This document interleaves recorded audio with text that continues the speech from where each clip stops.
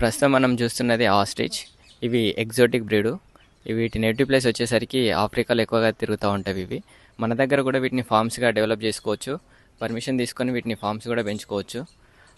మీరు ఎదురుగా కనిపిస్తూ ఉన్న ఈ బ్లాక్ అండ్ వైటిష్ కలర్లో ఉంది, ఇది మేలు. వెనక సైడు బ్రౌన్ కలర్లో ఉంది, అది ఫీమేలు.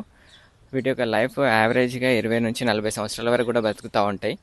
ఇది ఒకసారి మీకు వీటి గురించి చెప్పాలంటే ఫ్లైట్లెస్ బర్డ్స్ అన్నట్టు. ప్రపంచంలో అత్యంత పెద్ద పక్షులు, ఎగరలేని పక్షులు, దాంతోపాటు అత్యంత వేగంగా పరిగెత్తే పక్షులు ఇవి.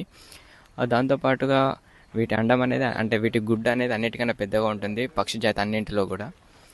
దాంతోపాటు అతిపెద్ద కణం కూడా దీని ఎగ్ సెల్లే. ఇది ఒకసారి ఎగ్స్ పెట్టేటప్పుడు 12 నుంచి 15 ఎగ్స్ వరకు కూడా పెడుతుంది.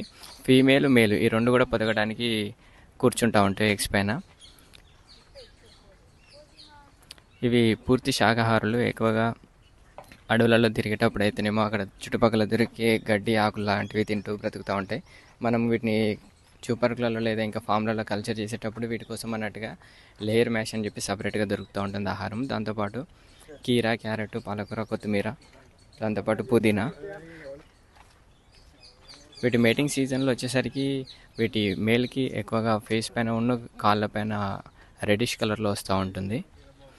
ఇయర్లీ వన్స్ ఒకసారి వీటి పైన ఈగలు అనేటివి షెడ్ అయ్యి మళ్ళీ వాటి ప్లేస్లో కొత్తవి వస్తూ ఉంటాయి. వీటికి ఎక్కువ చెమట గ్రంథులు ఉండవు.